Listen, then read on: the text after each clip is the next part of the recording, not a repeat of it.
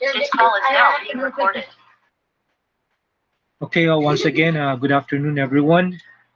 Uh, in our last example we have here, we have shown that t prime of x, which is actually a vector of statistics, the summation of x sub I, and then the summation of x sub I square, we have shown it to be a minimal sufficient statistic. And we have this solution here using the definition of a minimal sufficient statistic. But you can also apply the theorem in showing that this no that this statistic is, or you can verify that this is a minimal sufficient statistic based on our theorem. No, we have this theorem, theorem 6.2 uh, point 13. Just to remind you, no, just to remind you that this statistic here, itong statistic na ito, we have shown it before that this is a that this statistic is a sufficient statistic based on the theorem that we have. Ano nga yung theorem na yun? If we have a what we call yung last na theorem, Le-Manchefei theorem, sir. yeah, Le-Manchefei theorem.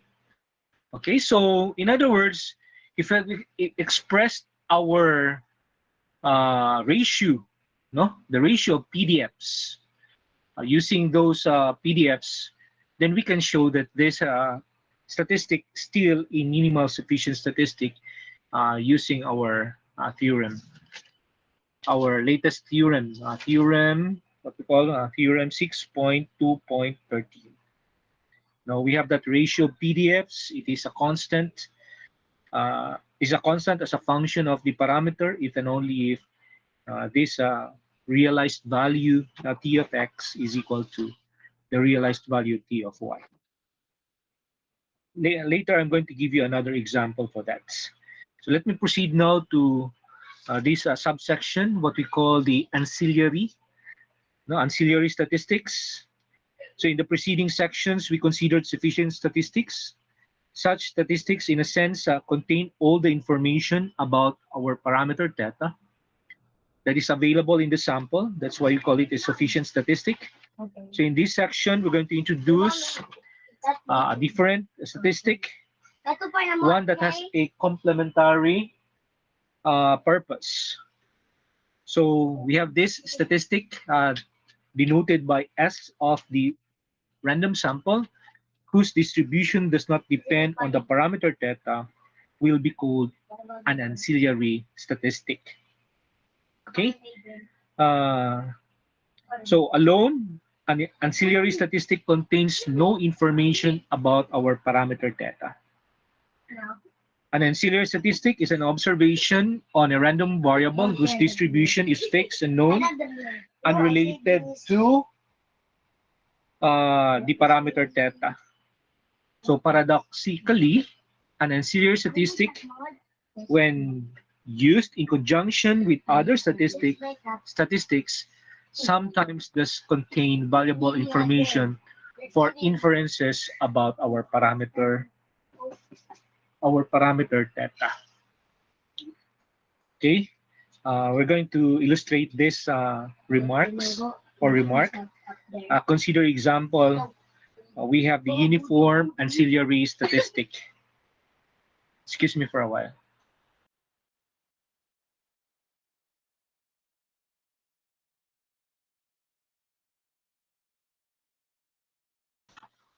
Okay, so we have here a random sample whose distribution, or we have an IID, uniform observations on the interval, open interval theta to theta plus 1, where theta is any real number. And then we let the x of the quantity sub 1 That's the notation of the minimum order stat. So it is less than, strictly less than, and so on and so forth, and less than the maximum order stat denoted by X sub quantity N. So these are the order statistics from our sample. Okay, we're going to show below that the range statistic denoted by capital letter R. So we have here the difference of the maximum order stat minus the minimum order stat is an ancillary statistic. And by showing that the PDF of R does not depend on the parameter theta. Okay, so recall that we have the CDF of each X sub I. So we have that CDF, big F of X, given our parameter theta. It is equal to 0 when X is less than or equal to theta, and it is equal to X minus theta when X is between theta to theta plus 1, and it is equal to 1 when X is greater than or equal to theta plus 1. Say we have here X, no? Having a uniform distribution. So we have here theta and then theta plus 1. We know that the PDF of this, we have 1 minus theta plus 1 minus theta. Okay. This X here, theta plus 1. So this is just equal to 1. Theta plus 1. And then the CDF of this, obviously, would be equal to X minus theta. Then we have here theta plus 1 minus theta. Again, and simply we have now the result X minus theta, theta plus 1. So we have this. We can also express our CDF in a piecewise manner. So we have this function now. And then the joint of the order stat, the minimum and the maximum order stat, obviously, we have here denoted by G sub. This is the realized value of the minimum order stat, while this one is the realized value of the maximum order statistic, given our parameter theta. Okay, using our formula, we have learned this in stat 331. We have this n factorial, okay, over 1 minus 1 factorial using our formula. No? We have n minus 1 factorial, then we have n minus n factorial, and then we have the PDF, no, the PDF of our x sub 1 having a uniform distribution. So we have 1, and then the PDF when we have x sub quantity, no, x sub n, which is also equal to 1, and then we have the difference of the CDFs. Okay, we have here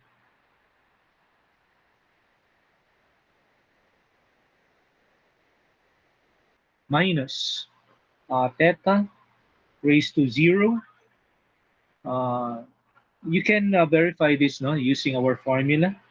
X sub quantity n minus theta, and then kasi CDFs tayo, ito yung mga CDFs natin, x sub x minus n theta, then minus but bread yung ginamit ko.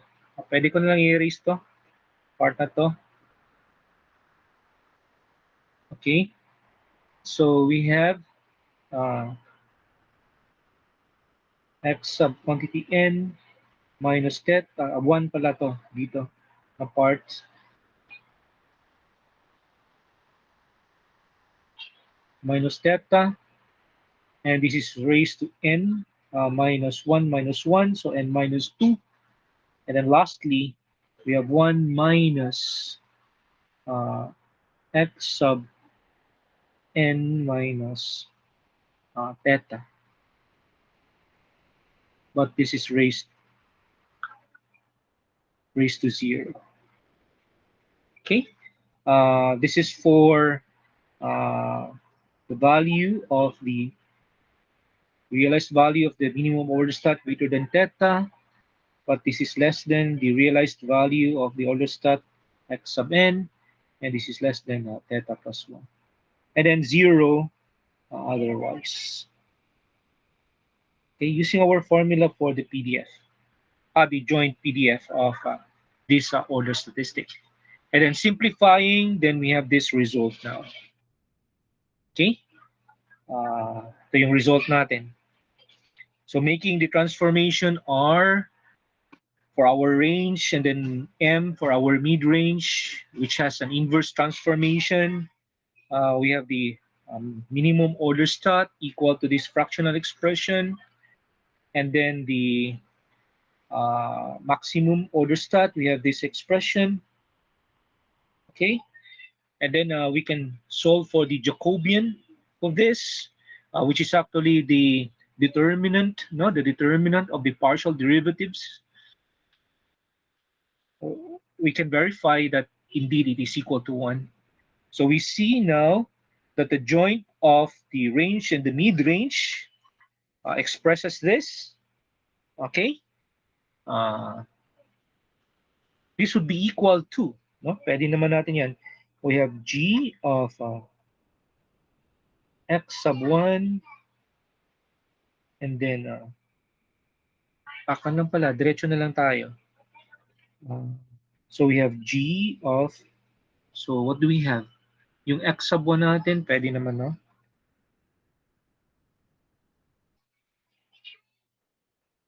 Given our parameter, and then times the absolute value of our Jacobian.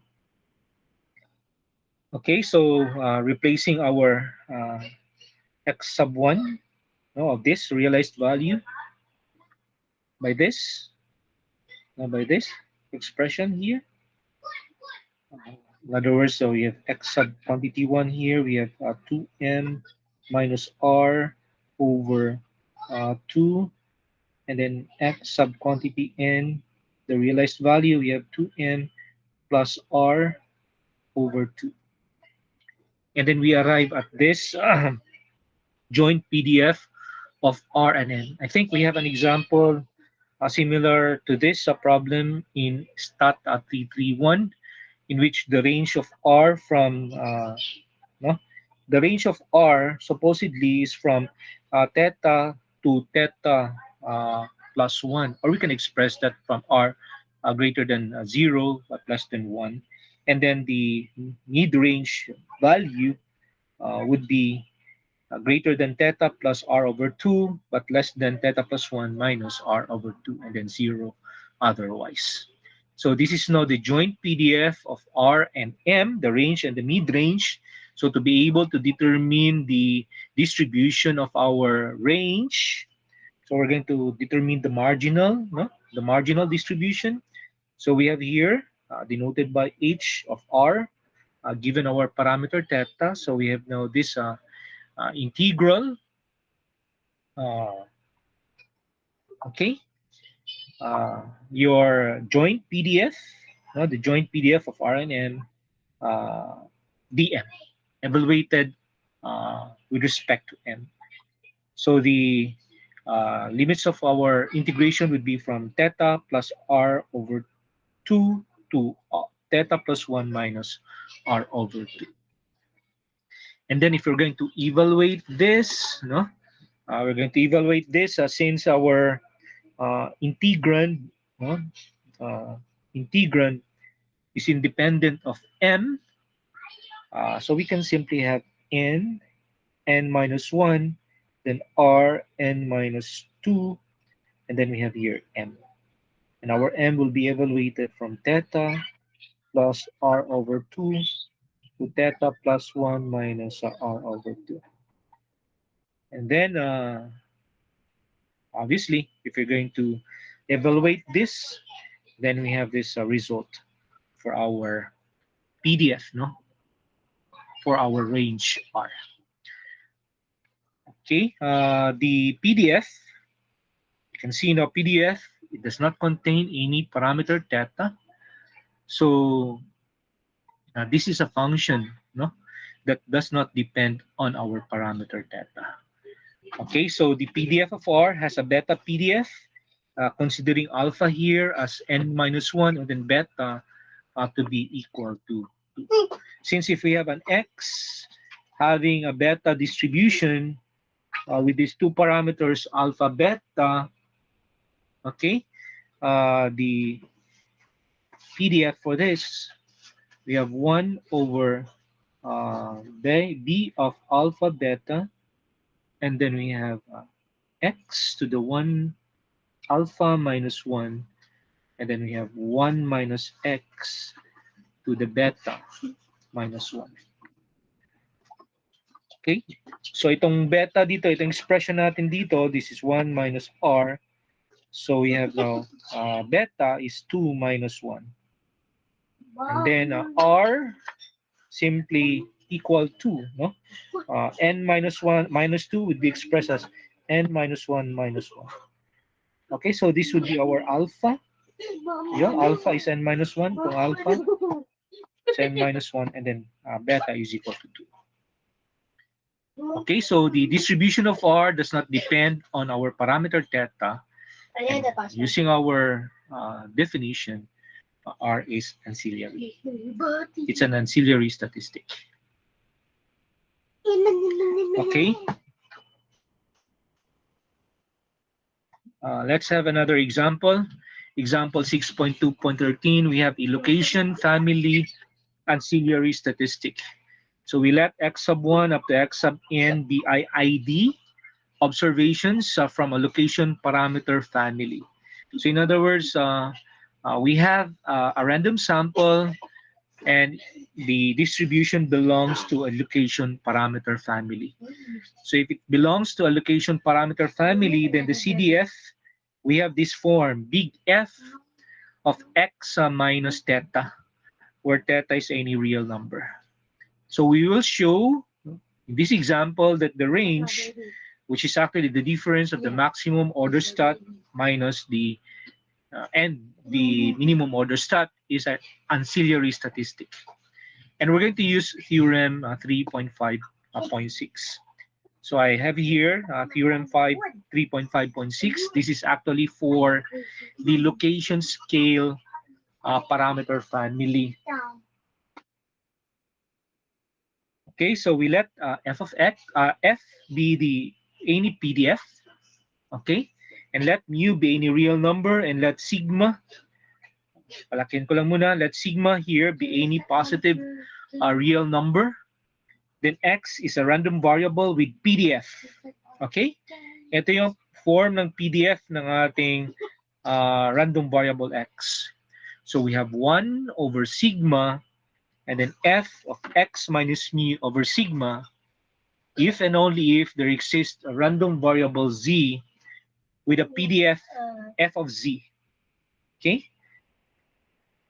And then we can express now x is equal to sigma z plus mu. As I have said, this theorem 3.5.6 is for the location scale parameter family. Excuse me for a while.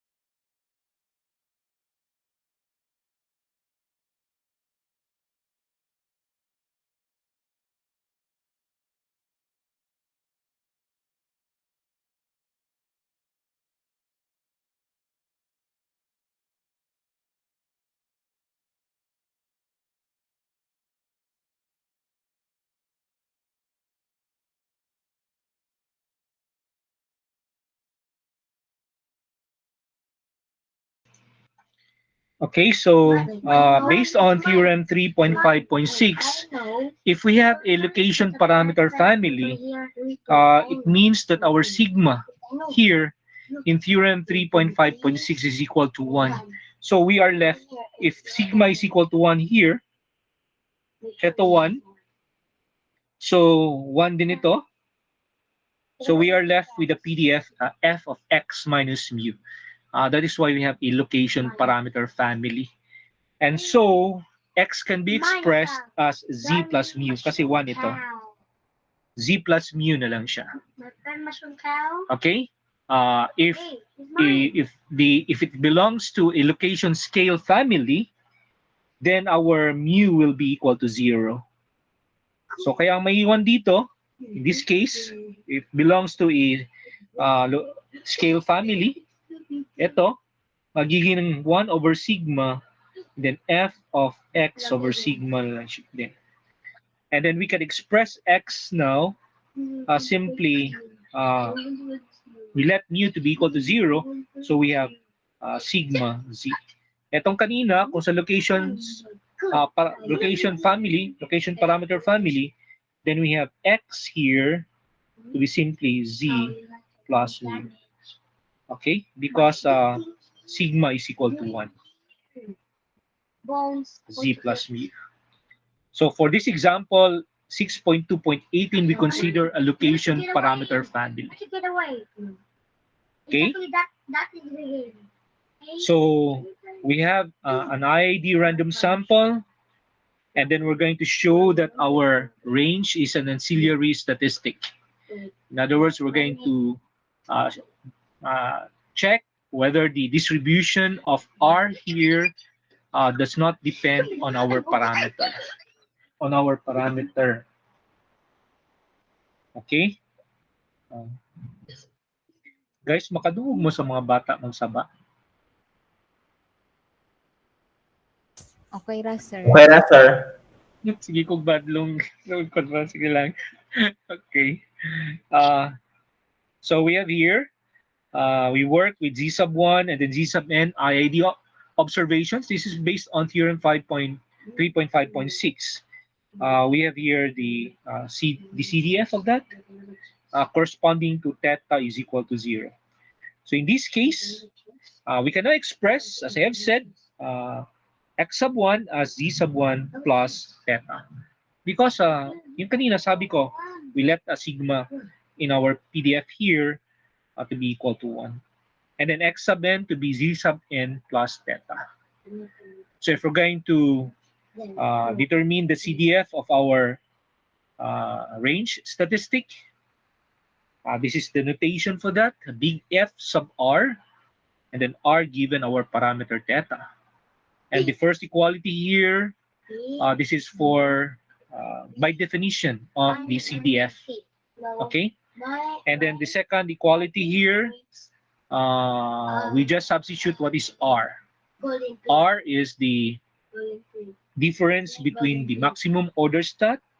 So we have here the maximum of x sub I minus the minimum of the x sub I, for all I, no? But it's less than or equal to R. And then expressing x in terms of z, applying theorem 3.5.6 when we have a location parameter family. So we have the x sub I is simply equal to z sub I plus theta here. And then simplifying what is inside the parenthesis. In other words, the difference between theta minus theta will be 0. In this case, this will be 0. So what is left? We have here the probability that the maximum of z sub I, or the difference between the difference of the maximum order stat of the z sub I and the minimum order stat of z sub I, less than or equal to R. Okay? Since this distribution does not depend on our parameter theta, wala namang theta dyan, we can simply write this as the probability. Pwede natin kunin yun, no? The maximum of z sub I minus the minimum of z sub I less than or equal to R. Wala na yung subscript na theta yung sa P because it does not depend on our parameter theta. So that means no? The last probability does not depend on the parameter. So the CDF of R does not depend on the parameter theta, hence R is an ancillary statistic. Okay, let's have another problem. We have the scale family ancillary statistic. So scale parameter families also have certain kinds of ancillary statistic. So kung ancillary, no, scale family tayo, based on our theorem 3.5.6, ito yung ating PDF of our random variable x, and then we can express x as sigma times z because we let u here, the location parameter u, mu to be equal to 0. So ito yung transformation natin sa x natin. It will be just equal to sigma times z. Okay? So let's go now to this example. We let x sub 1 up to x sub n be IID observations from a scale parameter family. And then this is the CDF, okay? Big F of x divided by sigma, where sigma is a positive real number. Then any statistic that depends on the sample only through the n minus 1 values. So we have here this ratio of x sub 1 over x sub n and so on and so forth.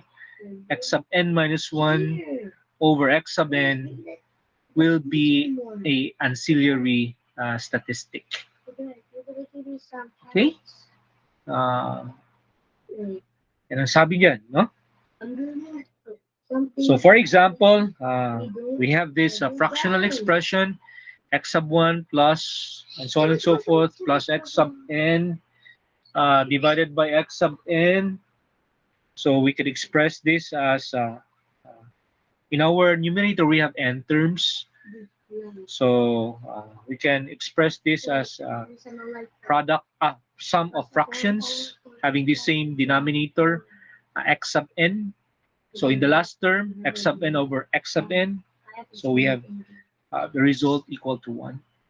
So we're going to show that this is an ancillary statistic. So to verify, so we have this transformation. We let z sub 1 up to z sub n be IID observations from this CDF, f of x. Okay? That does not depend on any parameter. So corresponding to sigma is equal to 1. We have now, ito na ngayon yung ating transformation for all our random variable x sub I. X sub I is equal to sigma times z sub I. Yun yung sabi ko kanina. Itong part na to. If you have a scale family, expressing x is equal to sigma z. So yan yung ngayon. X sub I is equal to sigma times z sub I. So the joint of this, okay, ito yung joint of this random variables is, we have here, big F. In other words, pwede ito ma-express, no? The usual notation natin, parang ganito yun.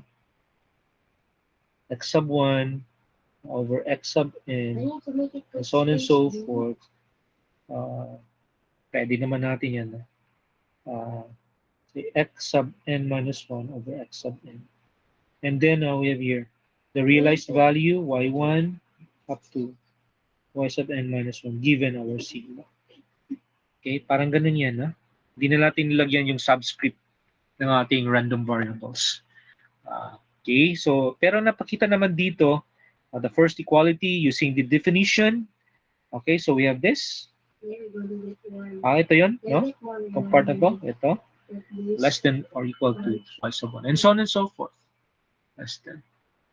And then using our transformation, we have sigma z1 divided by sigma z sub n for the first fractional expression, and then for the last we have also sigma z sub n minus 1.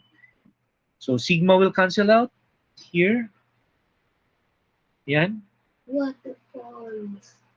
And we have this probability expression now that does not depend on our parameter sigma. So we can simply write this as P.